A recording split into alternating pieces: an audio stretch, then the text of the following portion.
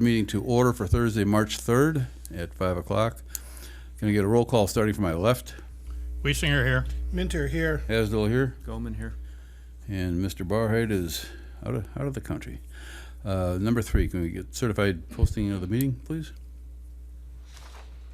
I certify that on Monday, February 28th, 2022, the agenda for the Town of Rome Board meeting for Thursday, March 3rd, 2022 was emailed to the Wisconsin Rapids Tribune at 3:15 p.m., posted at Rome Town Hall at 3:05 p.m., at Leicester Public Library of Rome at 4 p.m., and at Nakusa Port Edward State Bank at 3:55 p.m. Thank you. Number 4, can we get a motion to approve the agenda? Move to approve the agenda. Second. Any discussion? All those in favor, please signify by saying aye.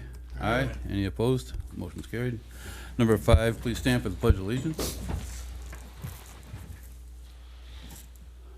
I pledge allegiance to the flag of the United States of America and to the republic for which it stands, one nation, under God, indivisible, with liberty and justice for all.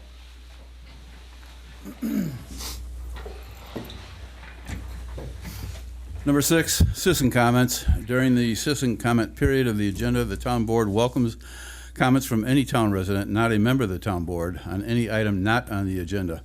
Please know that pursuant to state law, the board cannot engage in conversation with you, but may ask questions. I just lost something.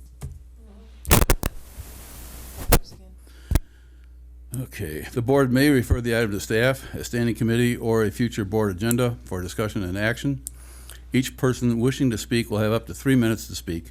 Speakers are asked to submit a card to the clerk treasurer, providing their name, address, and topic for discussion. The board will also take comment from the public on agenda items as called by the chair, but not during the citizen comment. Please note that once the board begins discussion on an agenda item, no further comment will be allowed from the public on that issue. We do have one citizen comment here.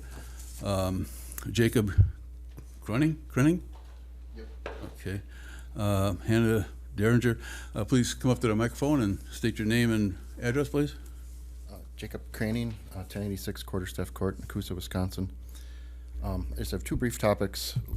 One is the Wisconsin statute 167, which you guys did enact a few weeks back for regarding aerators, so that the Rome Police Department could enforce them more readily.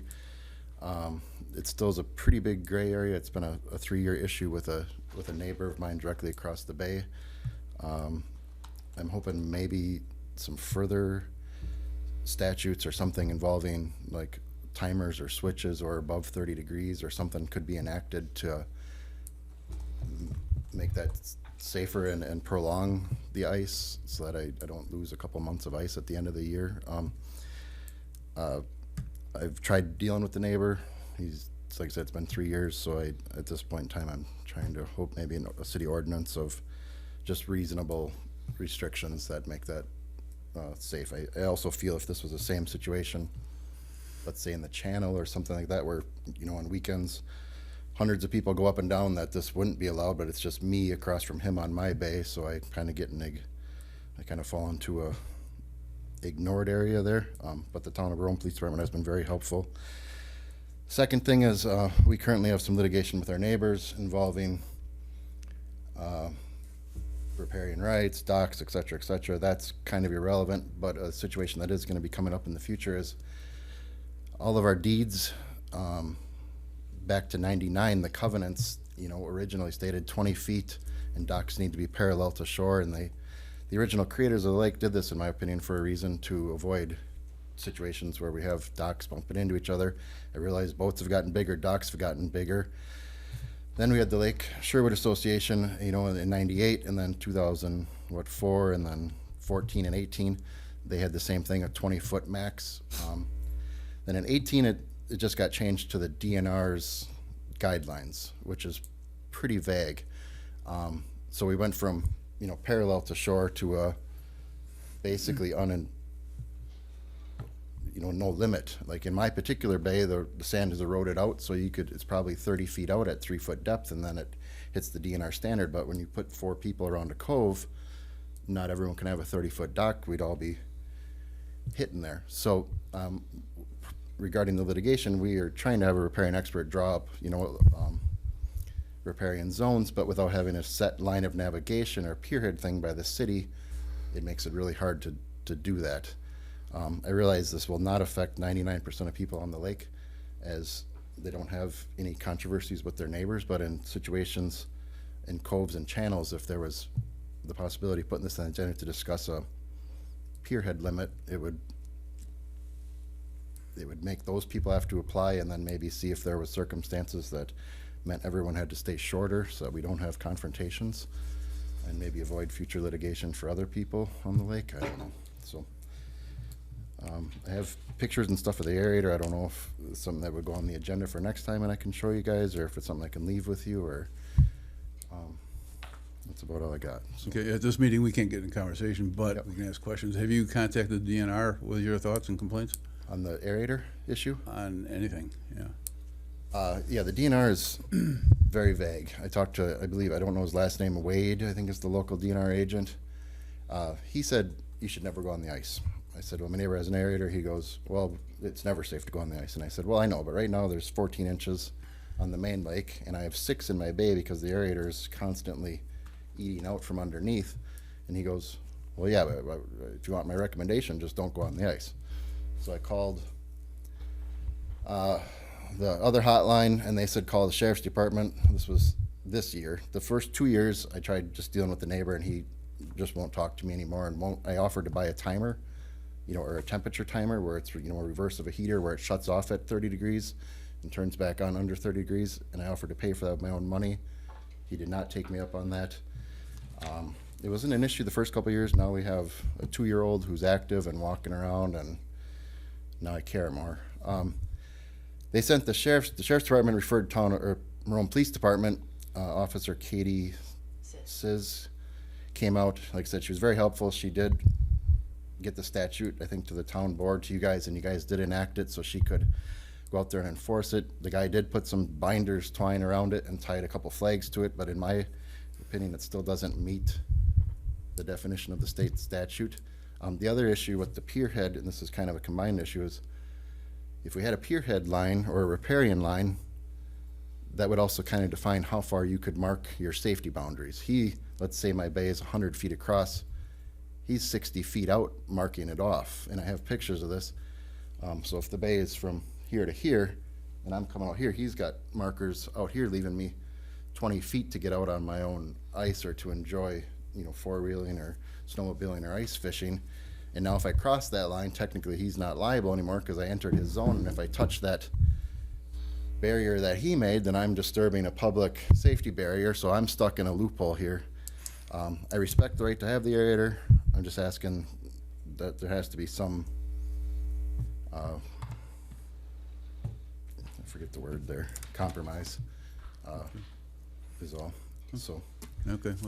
I noticed Attorney Flanagan was making notes on some of this, so. okay. And I did look it up, and it from what I can tell, the DNR or the state legislature says any municipality may, with the DNR's permission, adopt a bulkhead, and in addition to a bulkhead line. That requires like an actual plat map and a bunch of survey and stuff, but it says on that same permit they may just apply for a pierhead limit, and there is no surveying or anything that'd be done. They can just say 24, 30. In my opinion, say we set that back at 20 or 24 feet, it would stop conflict in coves. And like I said, 99% of the people on main water or anywhere else are not going to have a problem and can put their 30-foot boat in on their 30-foot boat lift and do that. But at least it presents the people, like I said, in a tight cove from having a confrontation and from suing each other and spending thousands and thousands of dollars over nothing, which is kind of just silly. Okay. So, all right. Thank you. No action contemplated except possible referral to future agenda. Number 7, information updates, meeting recaps, recent correspondence, current events, and announcements. Jerry? I have nothing. Dan?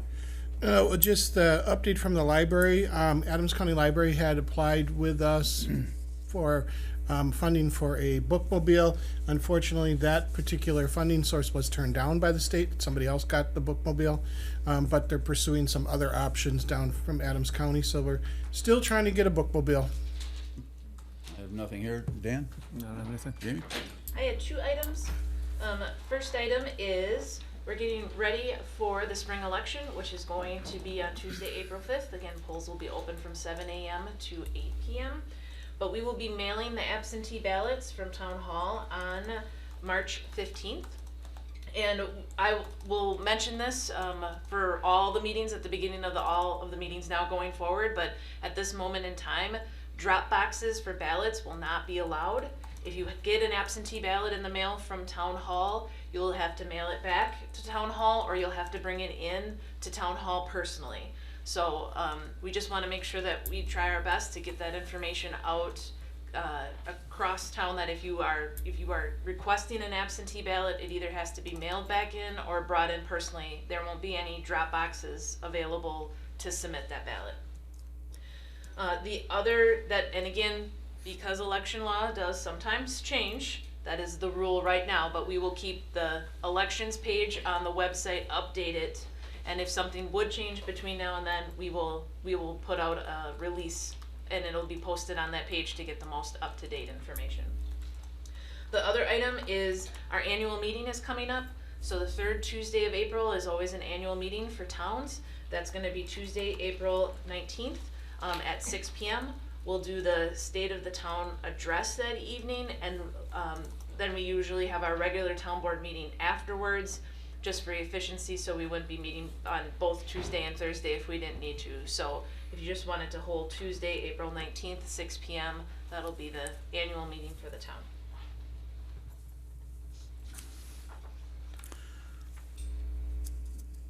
Okay, thank you. Discuss and possible action on the following items. Number 8, discussion and action approval of the February 17th, 2022 meeting minutes. Motion to approve as presented. Second. Any discussion? All those in favor, please signify by saying aye. Aye. Any Aye. opposed? Motion is carried.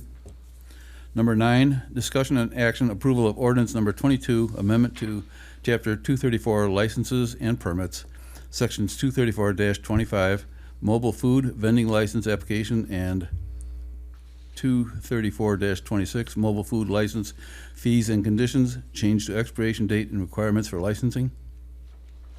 I would just make 2 notes. So this proposes amendments in 2 areas, as the chairman had read.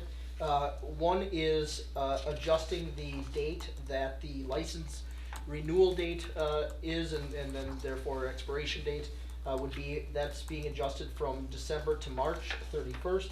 The reason that expiration date is being moved over to March 31st is to better align the expiration date of the permit and the renewal date of permits to better coincide with the season when we're getting our requests for those kind of permits or licenses. And so so we're proposing adjusting that date out to March 31st rather than to end December 31st. Second, we are proposing some adjustments or additions really to the first section that specifies parts of an application. It isn't because we haven't been asking for these things, but the 3 areas that we are proposing, including in the ordinance, are things that we have learned over the time that we've had our mobile food vending license that we want to know. Those include certain information for corporate applications, identification information for mobile food vehicles, and then just making sure that where there are licenses, permits, or certificates that are required by particularly Adams County and the state, that we have a copy of that also on file, so we're assured that they are getting those permits as well. So, question from my own curiosity. If an individual or a company, et cetera, operates multiple vehicles, they still pay for one permit and list multiple vehicles with us, or how does that work here? Amy, do you know offhand if we require a separate permit for each? I think they list all their vehicles under the permit. I think we've only done one. We've only done one. Yeah. I just wanted to make sure that we didn't adjust that, but I believe we just require one permit for their vehicles. However, we certainly also do require that they give us the information about those vehicles. In this case, it'll be part of the ordinance and required that they provide us with that VIN, the license plate as well of each of those. Make a motion to approve the amendments to chapter 234. Second. Any further discussion? All those in favor, please signify by saying aye. Aye. Any opposed? Motion carried. Number 10, discussion and possible action, approval of resolution number 22, terminate participation in the intergovernmental agreement between the town of Rome and Trilates Management District for establishing a joint water environmental quality committee. So there was a resolution included in your packet. This resolution just notes that why we are still in agreement with the 14 mile and the mission of 14 mile. They now have formed an alliance, and so the intergovernmental cooperation between Tri-Lakes and the town still exists, but the alliance is now a separate organization, a separate 501c3. Just to clarify, so we had a resolution that was adopted back in 2017 that authorized entering into this intergovernmental agreement with Tri-Lakes for establishing this joint water quality environmental committee. Part of that resolution, the resolution that's before you this evening, has what that joint committee was charged with. The intergovernmental agreement that we have in place continues until it's no longer necessary and one party notifies the other in writing. As Jamie had mentioned, there is, so many of the members of what started as that joint committee have now formed what's called the 14 Mile Watershed Alliance, which is a nonprofit corporation that now continues really the charge that really that joint committee was established with. The resolution makes clear that really the town of Rome continues to have this active and substantial interest in protecting the quality of the groundwater, lakes, wetlands, and other surface water.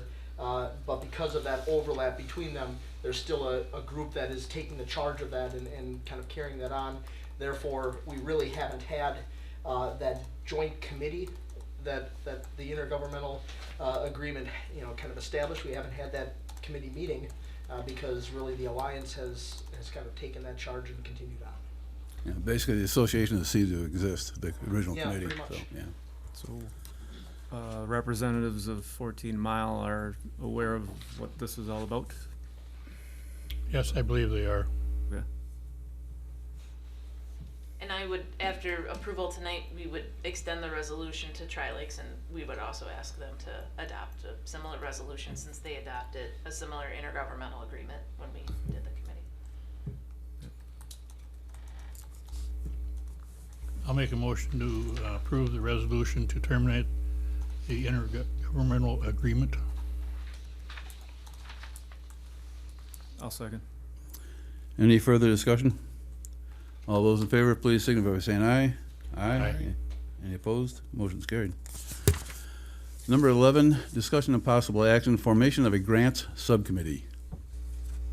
So there's a memo in the packet. This is a follow-up from our discussion at the last town board meeting, but just identifying what the subcommittee potentially would be charged with. And then also putting in just some starting suggestions about who would be included in that grants committee. Tonight, what we would be looking for is a motion that we would approve having a grants subcommittee. Then we would start recruitment with our regular citizen members.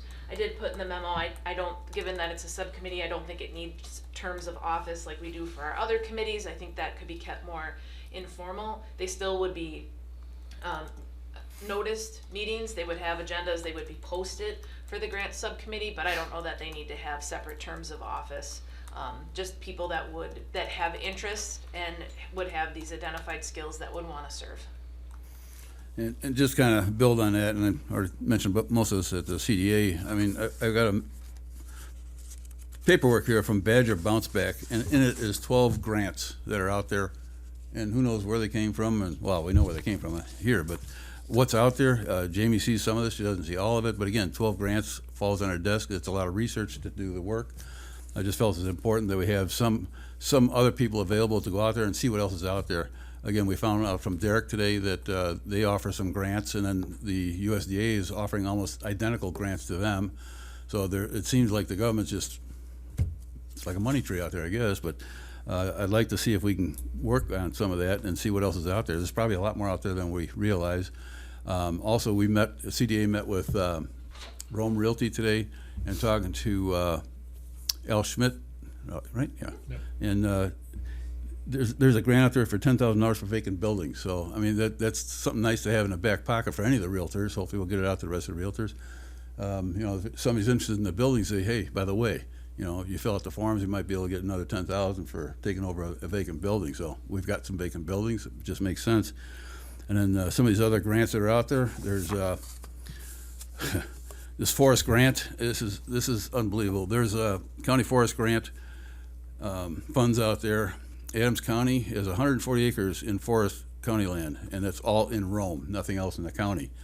It might sound like a lot, but then you look at Ashland County, which is up in the northwest part, they got 40,000 acres. Langlade County's got 128,000 acres. Merionette County, 226,000 acres in forest county land. And how much did they pay for it? Want to guess? Zero. It's all funded, pretty much. And it produces income over time. So that's something I'd like to see folks go after. And we're trying to push the county on that. I know Jerry's been behind that for quite a while, trying to get the county to start doing some of this. And it's just so much out there. So anyway, that was my thoughts on the grant. I just think it's that important. It's really good timing at this moment too, because the Adams County Economic Development Corporation has been contacted by the Wisconsin Economic Development Corporation to say that Adams has been identified with 9 other counties as counties in the state that likely have been underfunded by state grant supported programs. And so they would like to work with these 10 counties that have been underrepresented to increase their share of the funds that are coming through state programming. Yeah, it'd be nice for our comprehensive committee working on that to identify lands in the county of Rome that could fit into the county plan. So,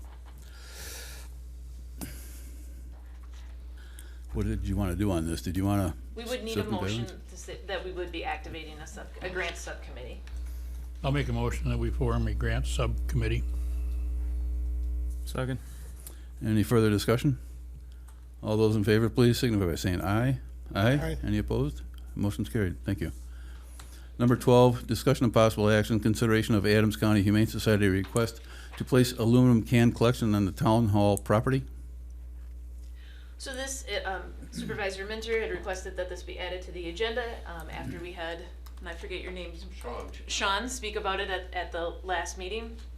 I would mention that Chairman and I went down and had spent a half day with Catherine at the Humane Society this past summer and toured the Humane Society and talked about needs at the Adams County Humane Society. We had identified some projects that we could work cooperatively with. We obviously have Channel 300, and I've put together a piece that could air on Channel 300 when there would be pets that would be available. I would just need photos taken and forward it from the Humane Society. In addition, we do have our own aluminum can collection at the transfer site. Those funds, all those funds from aluminum can collection go to community groups that would ask for funding. So if Adams County Humane Society would submit a request for those funds, they would also those would be made available. Depending on the amount of the request, it might have to come through town board. We did pass that internal policy that I think over $175 they come to town board. But we do have opportunities and do want to partner with them. I'm not sure about the aluminum can collection here on the site. I think that's only just because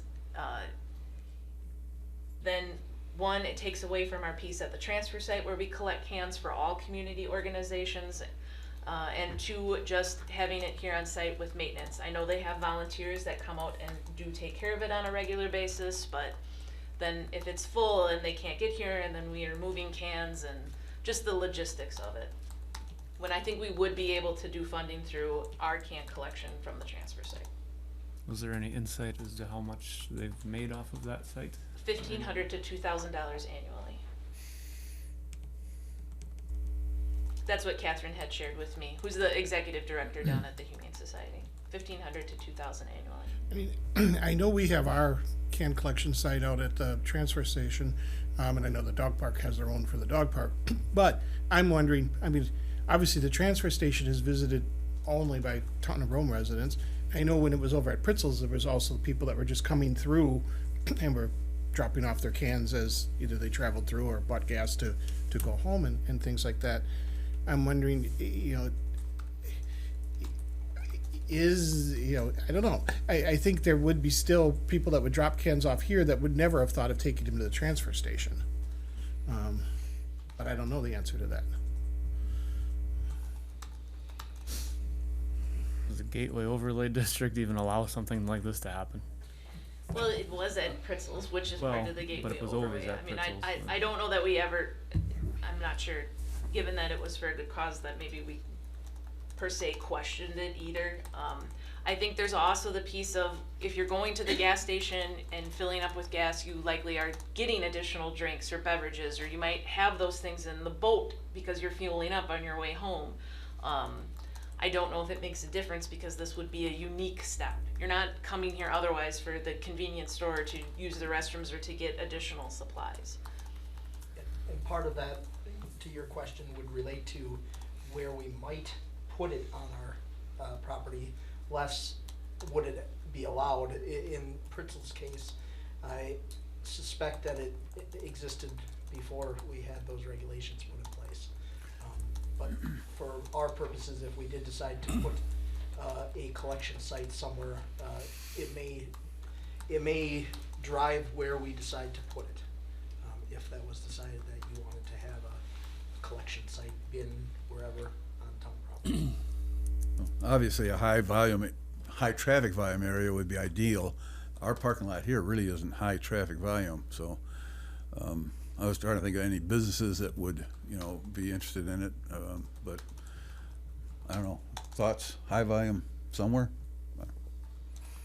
I'd like to see us support the Humane Society in Yeah. other ways, if possible. We can do that through the Yes. cans that we do collect. I mean, that's open for all the organizations. Yes, and I think, again, utilizing our media efforts and our subscription list to send out information and encourage others even to participate in the Humane Society, we've already had that conversation this summer. We're very open to do that, whatever they would share. So if it's a no to this, that's not a no to everything. Would it make sense to develop a sign on our collection down at transfer site saying that this also supports Adams County Humane Society? So encourage some people to drop their aluminum cans there. We could. Yep, I think the sign that's out there now is general, that says it supports all community organizations. There's one on the front that, Pretty small one, if I remember yeah, right. but it says something to the effect of that it goes to support all community organizations, but we could put something that was specific for the Humane Society, yes. It'll How much be- do we take in on that can bin out there? Right now aluminum is fairly high, but I think on an annual basis, several $1,000s. Some of that's committed to the, So the veterans, that is how we fund the annual veterans meal, yes. But, I mean, we're several thousand. And that's a committed fund, so it rolls, whatever's not spent just continues to gather in that fund. We have a good bank in there right Yeah, we do. And to that sign, the sign language is, my only thought would be that we develop that if we're going to not insinuate that that's just going to the Humane Right. Society. That, you know, that's kind of why we use it, you know, more broadly, because really we do support, you know, the community requests through those donations, and that can include the Humane Society certainly, but just so someone's not like, well, I gave those with the intention that they go towards the Humane Society. No, it'd have to be worded properly, and it should basically say that the donation goes to the Rome area businesses or organizations, including Adams County Humane Society. So it's a joint effort.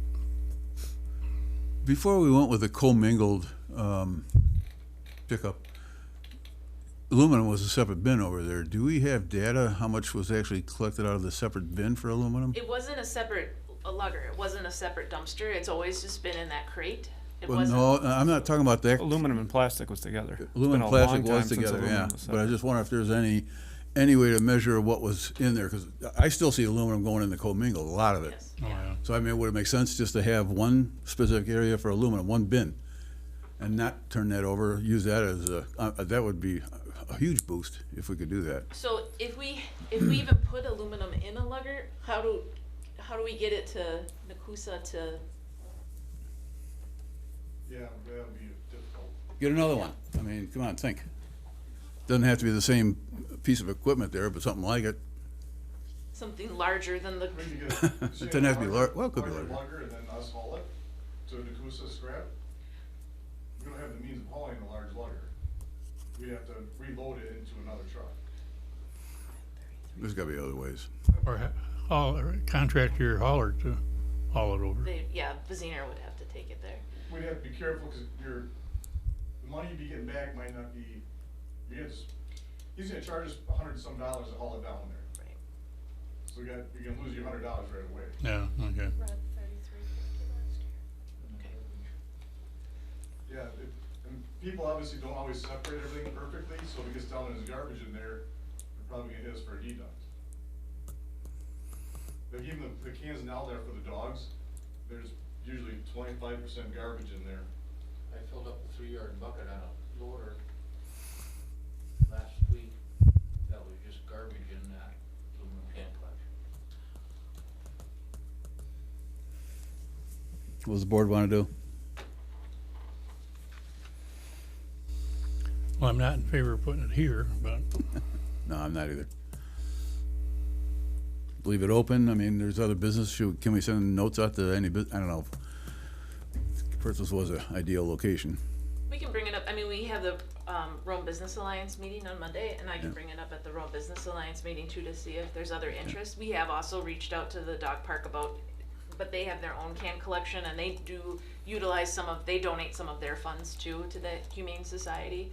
So Maybe Quick Trip would be willing to put it back in once they're all done. I don't know that we've gotten that impression yet, but it's certainly a conversation once they're finished. But Yes, sir. Quick Trip Corporate is not into community development. I've already checked with corporate. You know, they don't do it at any other Quick Trip. I've already talked to corporate in Eau Claire. I talked to Lori Pritzel when I had to remove it, and then she told me to call corporate, and they said they didn't want anything to do with it. And as far as somebody had mentioned, the recycler that we have pick up from all our cages, he separates all the garbage out. He makes sure each site is kept clean. How often does he hit the sites? Do you know? It's Nick's Recycling down in Adams, but I mean, I've talked to him personally. We have a cage down at the Wisconsin Dells Hospital, south end of Adams County. We have one at the shelter. We'd like one back in this area for the north end. But Nick has told me personally that when people throw garbage in, he's responsible for it, and he takes it with him. So we would keep it clean, if that's a concern. But if your clerk wants to talk to Catherine about, we can apply for funds from your transfer site, maybe we could work it out that way and make everybody happy, because we've gotten calls at the shelter when I removed the cage from Fritzel's, what can we do with our aluminum cans? Maybe your residents didn't know that there was a cage at your transfer station. Yeah, and we can put some PSAs out of there to let them know, and then I would expect that would go up in We would do it on volume. your website, we would do it on Facebook. So, and if for the dog park, that one isn't. I mean, you don't need a sticker to get into the dog park, right? So they could, if they could also take cans there too. And again, that supports dog park, but I do know that they do send donations down to the Humane Society also. But I can reach out to Catherine and say to put in a request for support through our aluminum can fund. And then do a joint, that joint promotion thing where they put things out, where can people in Rome bring their cans to support the Humane Society, and we put it out, and maybe we can double the volume of cans in that bin.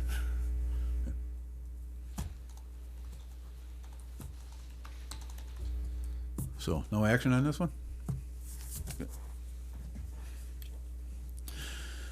Okay, number 13, discussion of possible action, information regarding the bipartisan infrastructure law, BIL, and procedures associated with using federal funding for infrastructure projects.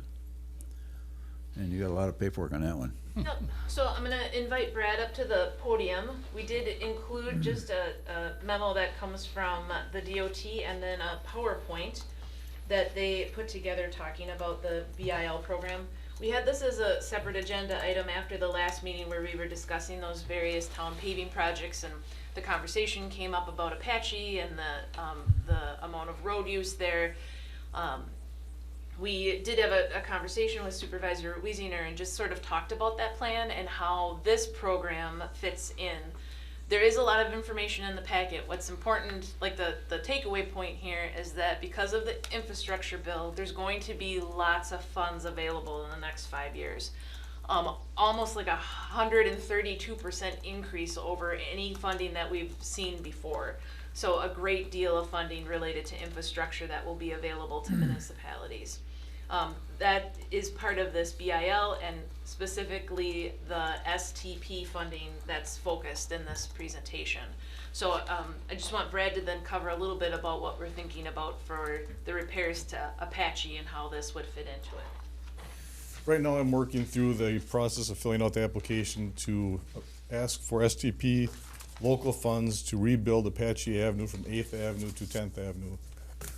2 miles. It's basically a stretch that has the bike path on the north side. The current estimate they're coming up with is about $750,000. That will be an 80-20 split, so we will be responsible for 20% if we are chosen. The reason we're kind of pushing this too fast right now is this needs to be submitted by April 1st because they want shovel-ready projects that they can have a plan set ready for this fall PS&E, which if you look through the application or the slideshow there, it kind of explains all the dates that we're trying to meet here. I have been in contact with General Engineering. They can prepare a plan set in time for us if we are chosen for the funding. But also keep in mind, if we don't get chosen this year, there's still 4 more years. We can have the plan set put together, about $7,000 you thought to put a plan together, and we just submit it again next year or the year after. Keep submitting it until it's chosen. What's the cost, the reason that the cost for rebuilding that is so high, because that's higher than normal? Because you're going through the state process. For one, that road also has a 5-foot bike lane on the side. It's a lot more extra asphalt. And also with the state process, it's like $14,000 for the state review of the plan. There's also a PS&E fee, which you talk about being about 15%. They bid it out, construction engineering on site. When they build that road out there, we are hands off. Basically, once we are chosen and given the money, we're hands off. It's all the state's project. That explains why it's so costly. Yes. Anytime DOT gets involved or state. Yeah. What did Akron cost when that portion was rebuilt? Do you know? That wasn't really rebuilt. That was just a wedge and overlay. That was, last year, We'd have to just look in the workforce, but we, 140 maybe. But I mean, if this did get approved and it's estimated at $750 and we're only paying 20% of that, Yeah. can't argue with that. The number I'm coming with right now, our percentage would be about 125,000. So we have to keep that in mind too, then doing our budget next year for 2023, which is when the road would get done. If we still have the same 446,000 in the road, 125 roughly is going straight to that. Plus we have to keep a buffer because when it's bid out through a state project at the 80-20, anything that goes over it, $1 single over what the contract was awarded at, we have to pay the difference. They don't keep extending the 80-20. So if it's estimated to be at $100,000, let's use that easy number, and it comes in at 120, we have to pay the extra $20,000. So if they screw up managing the project, it's on us to pay for it? That's how it works? Yeah. That's nice. They don't allow any change orders to the who gets to pay for it. What's the rating on Apache right now? Anywhere from a 5 to a 7, because you have each road from intersection to intersection is a section. Okay. So there's 20-some sections at least through there, and anywhere rating from a 5 to a 7. Are we just limited to this particular project, or can you submit more than one project for this grant? We could submit more than one project, but I'd hate to submit, say, 2. Does that hurt our chances? I don't know if it hurt our chances, but I think we'd be very happy getting one project. Let's just say we submit 2 roads, Yeah. and they pick the other one, but Apache's the one we want done. Then we're kind of. But it might be where you get one, they wouldn't pick it anyway. Yeah. Do we know? But we are chances? talking too, though, because this is the 2020. That's an easy road where we can do a pulverized base and pave without having a very thorough plan set. The next stage that Jamie and I have talked about doing is then doing Apache from 10th up to 13. Yeah. Because then after 2022 and the 2024 and 25, the next cycles, you can also apply for engineering at an 80-20. That road will need engineering Okay, to get the gotcha. bike trail. So then we'd apply for that. Each year we'll keep applying, yes. And then kind of our next thought is to keep extending Apache out to 13. And do you have a short-term plan, intermediate plan here until we can rebuild it as to repairing that surface? Just keep patching it, and then when the weather cooperates and gets warmer this spring, late spring, early summer, we'll go with the mastic machine and patch too.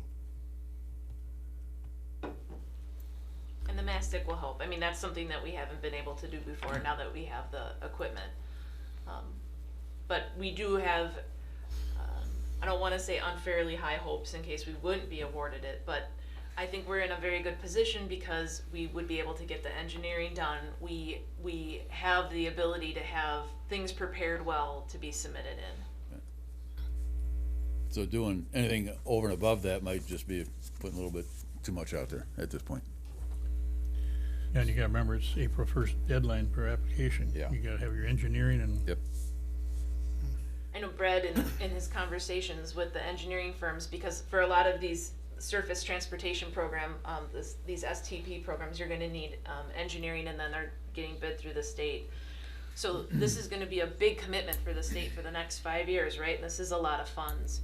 And so they had expressed that some of the smaller projects or roads, towns that are bidding out smaller projects, they might be at a real disadvantage because all of that work, all of that focus is going to these big projects and to these contracts. It might be difficult, like our roads that we are next on the agenda, getting them done over the next 5 years because the contract, there are only so many contractors that can do that asphalt work, and they will be busy. Yeah. Eligibility criteria, simply connector road, however No. they're defining that for a road. It can be any local road, or that road there has to be classified as a minor collector, which I think is gonna give us a little bit of a bump, because it's not considered just like a subdivision road.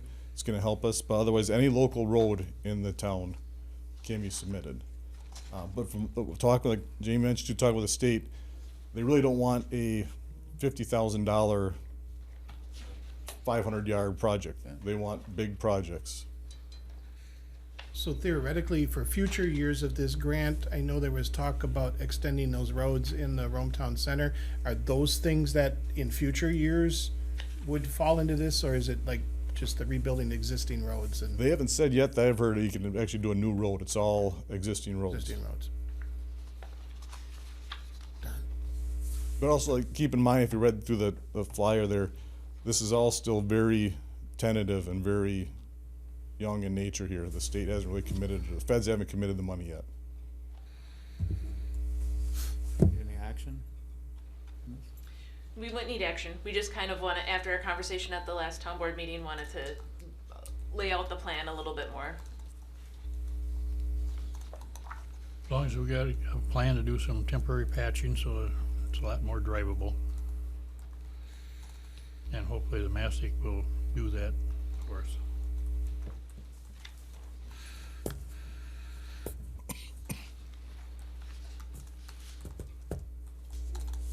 Good. Just one last question. If this project all happens and everything, the state's involved and they're running it in DOT, do they clear right-of-ways and such? This project here, because it's this early 2022. They want projects that have no right-of-way, no wetland, no utility, basically no conflicts, which is why that road's a perfect one to do, because there are no conflicts out there for what we're gonna propose of putting a 4-inch base on it, pulverize and repave. Now the next stage is when you can get a design done through an engineering firm, they'll help cost share that, the 80/20. Then you can look at right-of-way acquisitions, utilities, which is why the next step, Apache going towards 13, there's a big culvert down that could then be changed as part of the project, which would obviously be very expensive, but they need to spend the money, have it allocated and spent in 2022. Not spent, but allocated, award to a project so they can do it in 2023. It needs to be off the book yet this year.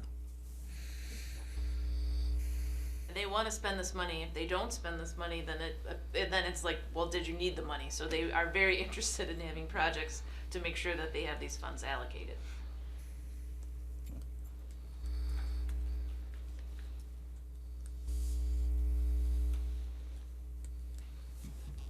Motion? She said we didn't need. No. We don't need a motion? No. Okay. All right. Good. Number 14, discussion and possible action, approval of 2022 various town paving projects of 9th Avenue, Squire, Lilac, and East Court bid. Motion to approve the proposal and award the bids as recommended. Second. Discussion?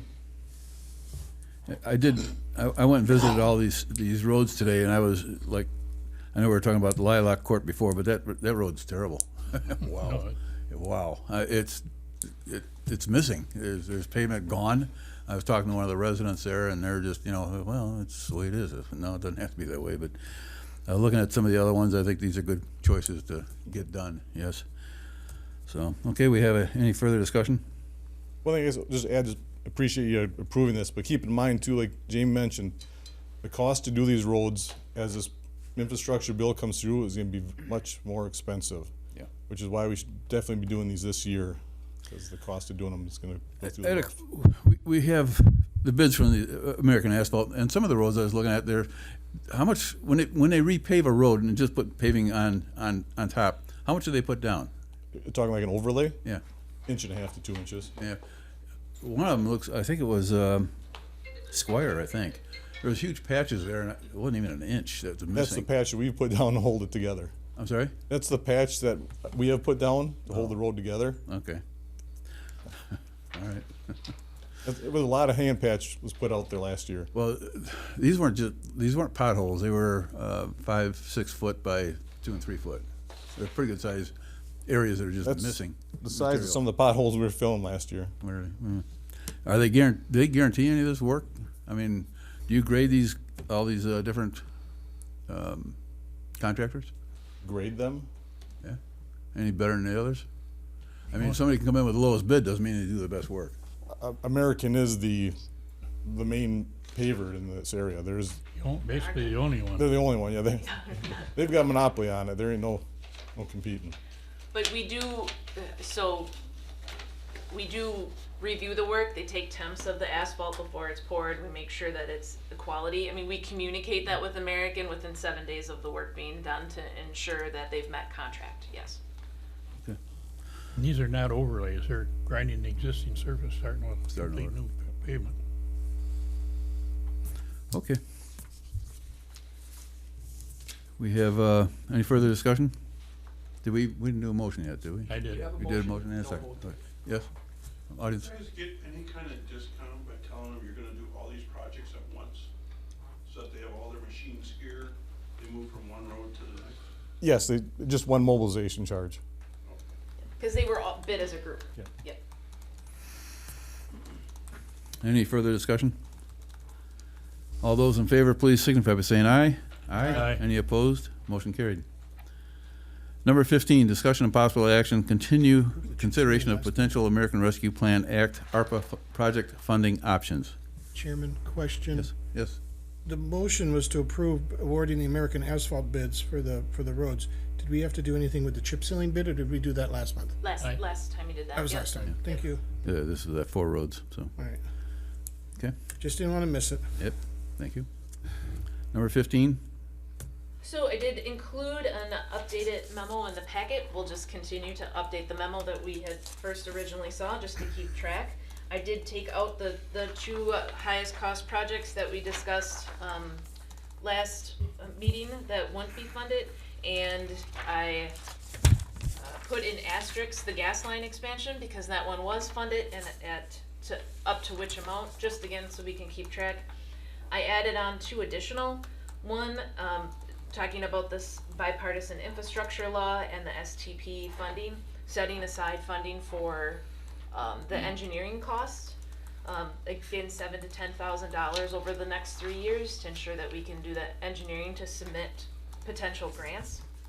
The other one I added has been kind of a conversation that we've had off and on, but setting aside essentially formation of a fund that individuals that would have hardship in cleaning their lots could apply for funds to get their lots cleaned up if they weren't in compliance with the brush and timber.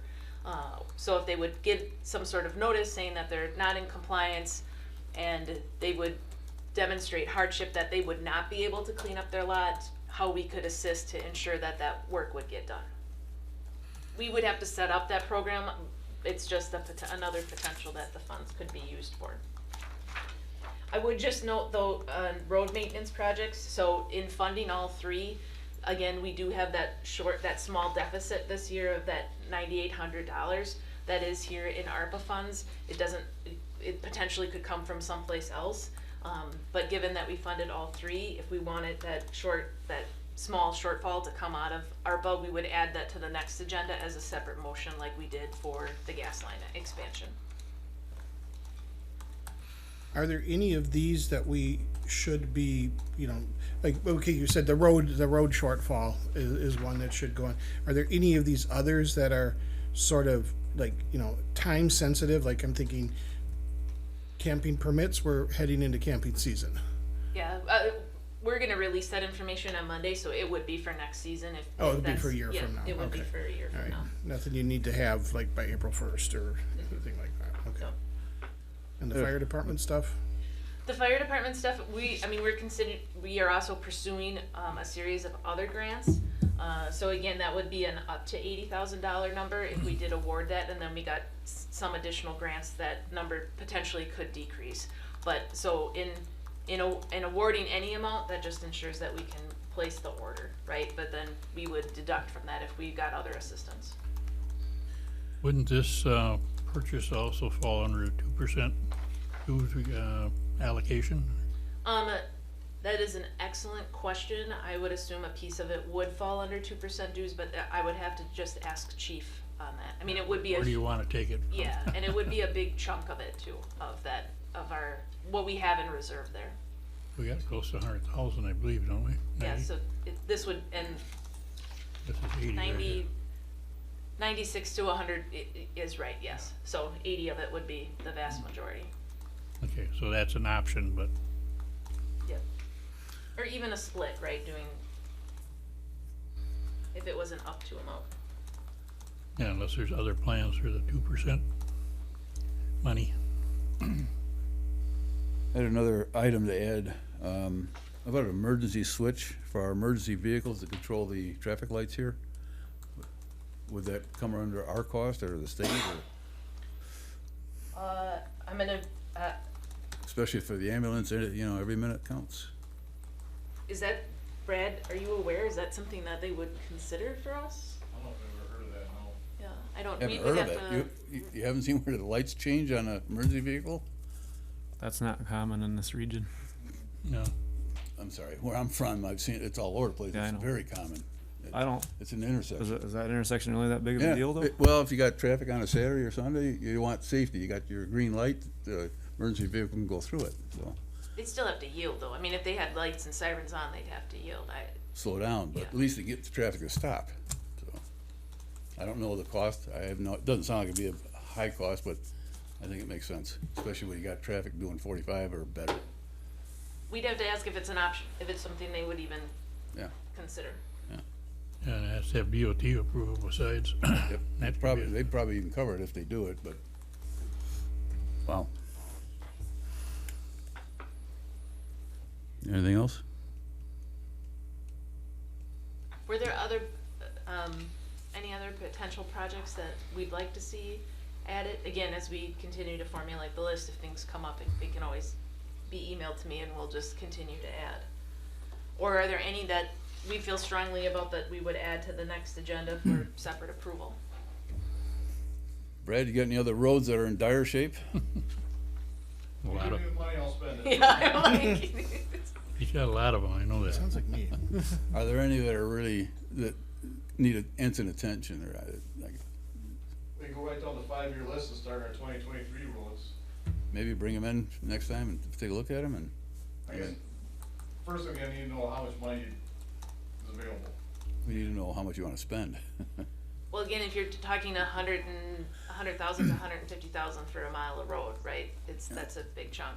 I don't know if again, talking about grants and applying for grants and having the information ready, if it makes sense then to say, we're gonna set aside 7,000 to 10,000 of these funds per year to get the engineering done, so we're ready for any grants that come available.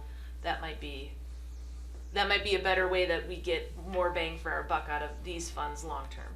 Yeah, on that point, I think the early guidance, and I think it continues to be so, was that where you can get the most bang for your buck and maybe have something like that 80-20 split that was talked about, that maybe you utilize ARPA funds to cover the 20.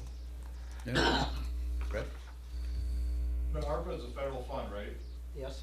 I believe if you look to the slideshow, you can't use any federal funds as part of this STP project. Okay, for so- your portion. Okay, so can't- it's a limitation in this program. So it has to be on current projects then? I know with other grants, they are encouraging where you can get possible grants that cover some of the costs that'll make those ARPA funds go farther. Do you have any other roads that won't make it to next year? I can start a list. My preference is still to see the majority of the ARPA funds go into roads. So I agree. if you can put something together for us to look at, that'd be great. A while back, didn't you say we were behind, we were needing to spend about funds to cover 5 miles a year and we were only doing 3, so I was under the impression the whole time we're behind. Yes, We are behind. Yeah, we're at 4.2 miles this year. Why don't you come back up to the mic just so. She just doesn't return. But I guess I'm gonna need to know how much money I have to spend. 'Cause that's to determine what road we do or what size road. I mean, look at this year, the mile of paving on the 9th Avenue is 240,000. Well, why don't you give us a couple options to pick from? One that's small, medium, large? Probably gonna be a cul-de-sac if I had to guess. Yeah, I guess I need to know, are we looking at 50,000 or the whole 240?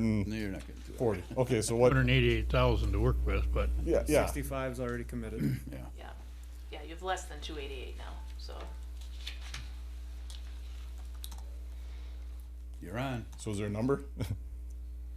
Less than 60, well, less than the residual of 144 minus probably 65. 200,000 roughly. You wanted to I'm really, talking well for this year, but next year we'd look at it again. well, this paving wouldn't get done until next year probably, right? Well, we can rebid more. They still are giving out bids for work this year? Yeah. Oh, I thought they were pretty well full. But we did talk about doing the paving by the ambulance exit. Yep, I think that was one of your items too, right, for the ARPA money? yeah. Those, the pad by ambulance, the pad by the salt shed, and paving by the library, those were, Yeah. I had grouped those 3 in there too. That's 35,000 there. They target 175 to 200. Instead of- I did have one more item about striping this lot, either the whole thing or maybe at least the handicapped. Just much more fun, not. Yeah. Much more versatile the way it is. All right, what are we gonna do on this? I don't know that we necessarily need a motion on this. I Yeah. think for the next meeting though, I'm gonna add in the 2022 road projects, that 9,800 that we would be over. And we'll talk about that 175 to 200,000 for additional road projects and have something back presented for the budget. Do you also wanna see the Give us some piece- options on that, so. Yep, the piece about the engineering needed if we apply for additional, by bipartisan infrastructure, the BIL funds. But there's question of whether or not we can actually do that, right? Utilize ARPA funds to pay for, For the Yeah, engineering, they're talking about the engineer. Yeah, we Just would- that one is. Engineering for next year or this year? So you're not looking at we this would year? set aside, well, again, so to do Apache, Yeah. that's quick engineering, Yep, but it's yep. about $7,000 to get that done. So, Okay, um, gotcha. You're looking- we could set aside 7 to 10 for engineering cost in order to prepare the packets for the BIL funding. We're not gonna get that back, cause it's not construction cost, in the, again, Brad mentioned in the future, it could be 80-20 with engineering if we're awarded, but, we could start to put together packages. That item's already on our list, showing 7 to 10,000. Yes, yeah, That makes sense. yeah. It's just, Bring so it. whenever we would make the decision, we wanna take one of these to the next step, then it has to be a separate noticed agenda item, that's all. Well, I think we should cover the engineering for Apache.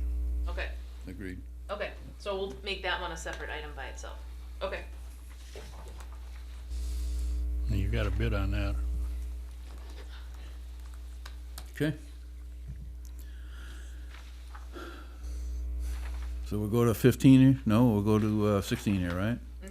The board may go into closed session pursuant to Wisconsin State Statute 19.85 sub 1 sub C, considering employment, promotion, compensation, or performance evaluation data of any public employee over which the governmental body has jurisdiction or exercises responsibility.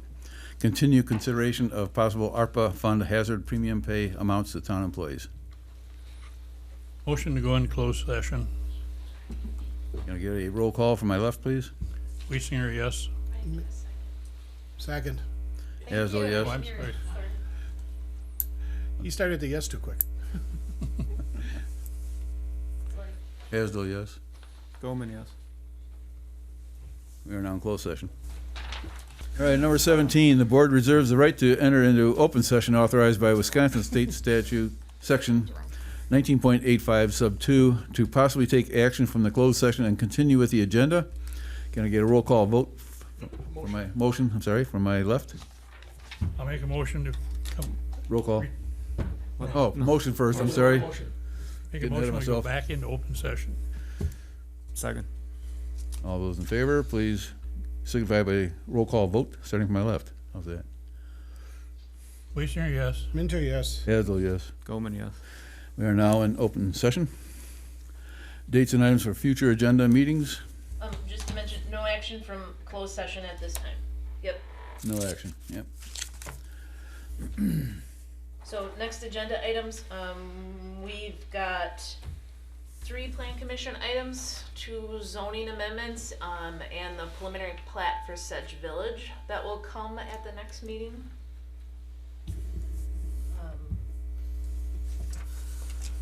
You discussed some in the ARPA Yep. conversation.